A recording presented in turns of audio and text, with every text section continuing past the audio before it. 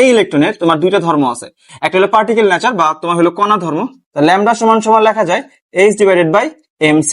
আজকের ক্লাসে আমরা ডি ব্রগলি যে তরঙ্গ সমীকরণটা আছে অর্থাৎ lambda equals to h by mv এটা আমরা প্রমাণ করব। ওকে, তার আগে ভাইয়া জানতে হবে যে ডি ব্রগলি বেসিক্যালি কি বলে গেছে। ডি ব্রগলি বলে গেছে যে একটা ইলেকট্রনের দুইটা ধর্ম আছে, একটাকে বলা হয় কণা ধর্ম, একটাকে বলা হয় তরঙ্গ ধর্ম। দ্যাট মিন্স তুমি যদি চিন্তা করো এটা নিউক্লিয়াস, তাহলে এর চারদিকে যে কক্ষপথ আছে এই কক্ষপথে যখন ইলেকট্রনটা ঘুরবে তখন এটা কি আকারে, একটা ওয়েভ আকারে ঘুরবে। ওকে, এরকম একটা ওয়েভ আকারে ঘুরবে। দ্যাট মিন্স এইখানে যে ইলেকট্রন আছে এই ইলেকট্রনের তোমার দুইটা ধর্ম আছে, একটা হলো পার্টিকেল নেচার বা তোমার হলো কণা ধর্ম, একটাকে বলা হয় ভাইয়া কণা ধর্ম, হ্যাঁ, আর একটাকে বলে ভাইয়া ওয়েভ নেচার বা তরঙ্গ ধর্ম, একটাকে বলা হয় তরঙ্গ ধর্ম বলে। ওকে, আচ্ছা, যখন চিন্তা করবা ইলেকট্রন একটা কণা বা পার্টিকেল তখন এর এনার্জি বের করবো কোন ফর্মুলার মাধ্যমে? আইনস্টাইনের ফর্মুলার মাধ্যমে। তো আইনস্টাইনের ফর্মুলা কি বলছে?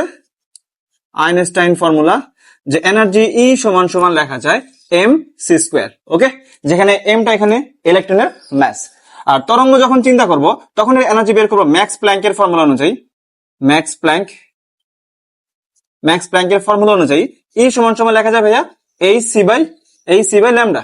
ওকে, তো যেহেতু এটাকে ই ওয়ান দেই, এটাকে আমরা ই টু দেই, সো এখানে ই ওয়ান এবং ই টু দুইটাই কি একটা ইলেকট্রনের জন্য, তার মানে এখানে ই ওয়ান এবং ই টু দুইটা এনার্জি কি থাকবে ভাইয়া? সেম থাকবে না? তাহলে আমরা এখানে লিখতে পারি, দেখো তো ভাইয়া, এখানে লেখা যায় যে ই ওয়ান ইকুয়ালস টু লেখা যায় তোমার হলে ভাইয়া ই টু।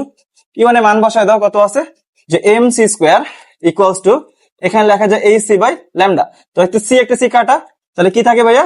এখানে এম সি সমান সমান এইচ বাই কি থাকে? ল্যামডা। তো ল্যামডাটাকে এই পাশে নিয়ে আসো, তো ল্যামডা সমান সমান লেখা যায় H divided by M C. But এখানে ভাইয়া চিন্তা করো তো সি কি একটা আলোর বেগ না? সি হলো ভাইয়া এখানে তোমার হলো আলোর বেগ। তো আলোর বেগ তো মান ফিক্স থাকে, কত? 3 ইন্টু কত 10 টু দি পাওয়ার 8 এত এমএস ইনভার্স কত 1, যেটা ফিক্স ভ্যালু। তো ইলেকট্রন কি সবসময় আলোর বেগে ঘুরবে? মানে প্রতিটা কক্ষপথে কি ইলেকট্রন বেগ সেম থাকবে? অবশ্যই না, তার মানে এখানে চেঞ্জ হবে। দ্যাটস ওয়াই এখানে আমি সি লিখতে পারি না, তখন আমি সিটাকে এখানে কি দ্বারা? ভি দ্বারা রিপ্লেস করব। দ্যাট মিন্স আমি লিখতে পারি ল্যামডা সমান সমান H divided by M V. So এইটা হলো বেসিক্যালি আমার হলো ডি ব্রগলি তরঙ্গ সমীকরণ। আশা করি বুঝতে পারছো।